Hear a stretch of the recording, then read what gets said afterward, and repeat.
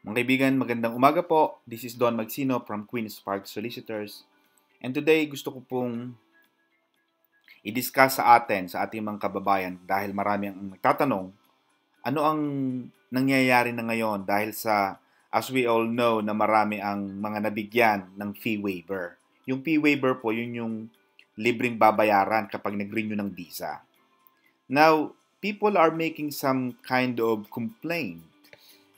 Nagtatanong ang marami, are these NHS frontliners are also included in the visa fee waiver? Ito daw pong mga porters, cleaners, yun daw bang mga agency workers or admins na nagre-renew ng visa na wala doon sa point-based system o yung PBS na tinatawag o yung Tier 2 o Tier 5, sila din daw ba ay kasama doon sa libreng pagbabayad ng visa?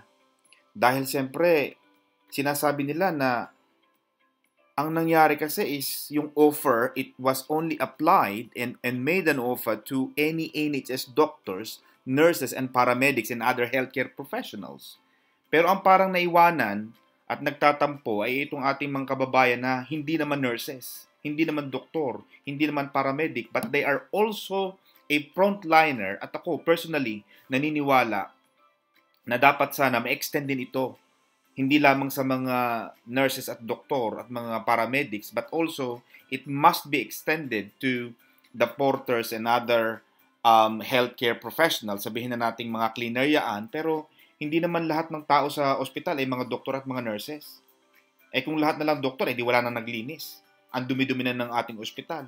But we must also take into account and consider the efforts being made by these people na itinataya rin nilang kanilang buhay para lang makapaglingkod at makasabak dito sa makalaban dito sa COVID-19. Now, as we all know that the government has made this statement, and this our Home Office Secretary, itong si Miss Priti Patel, she said that she recognized and they recognized that all NHS staff are contributing to this tremendous effort against the COVID-19. Alam natin yon. Pero nung tinanong siya whether ito bang libreng mga pagbabayad sa pag-a-apply, when she was asked if the extension would also include the NHS support staff like cleaners and agency workers, Mrs. Patel said, we are still considering how best to support all frontline workers.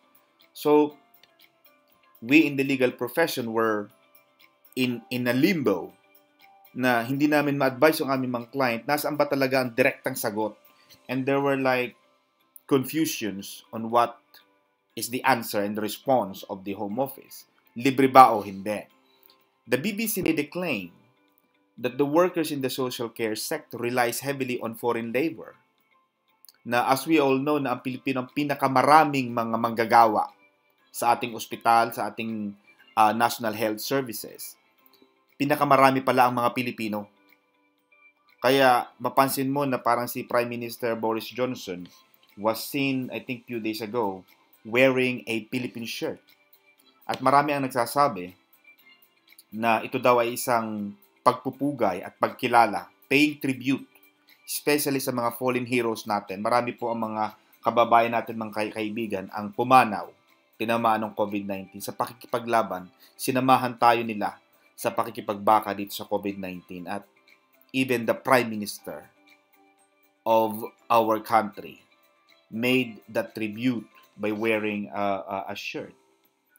Kaya itong BBC was saying that these workers now, the porters and the cleaners and all those in the low-ranking level, so to speak, ay isinama na din sa ganitong eligibility ng fee waiver na free. But I am not personally convinced because they are the BBC.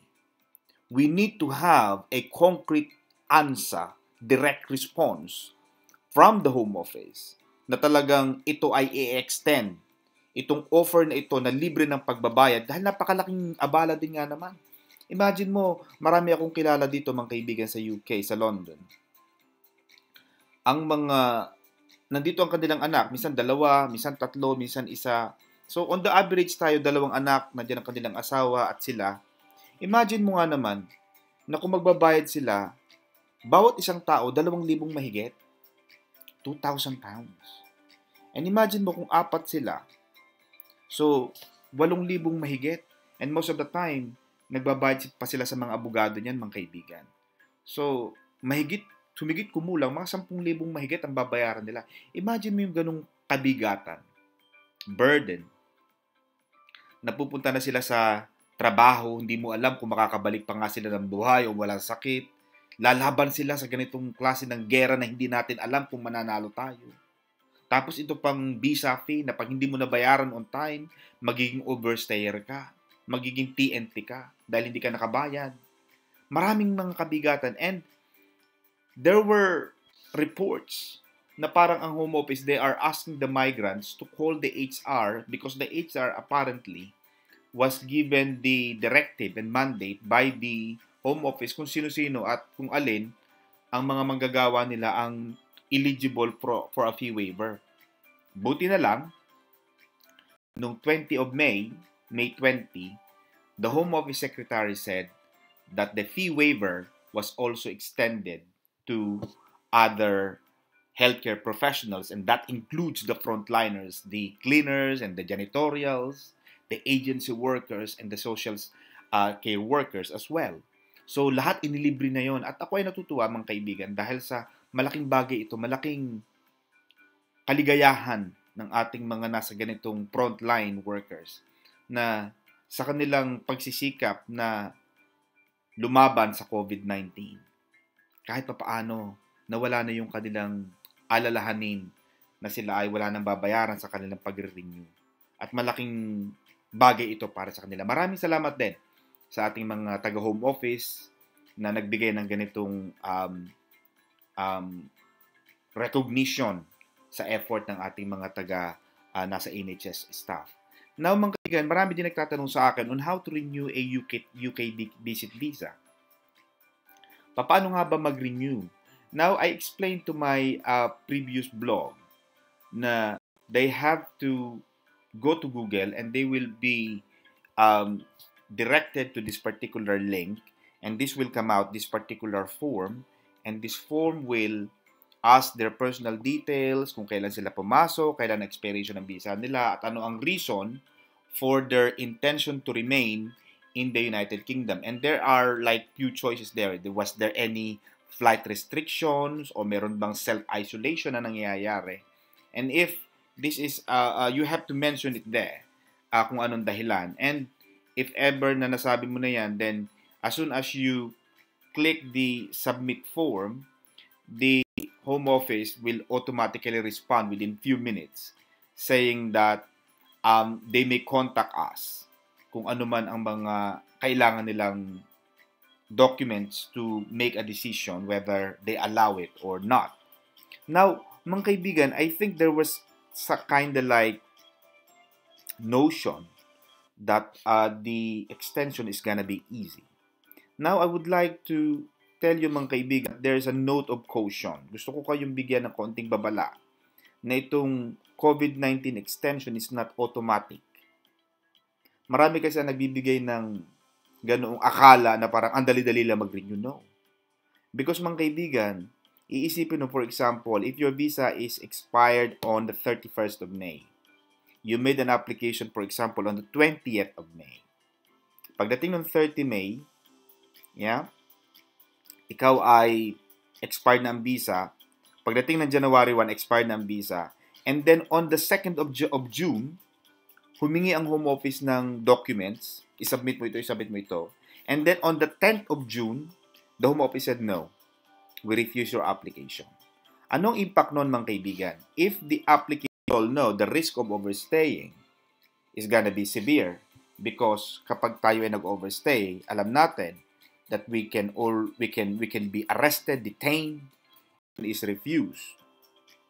Ibig sabihin, yung application mo na refuse because the visa extension itself is not an extension of the visa per se.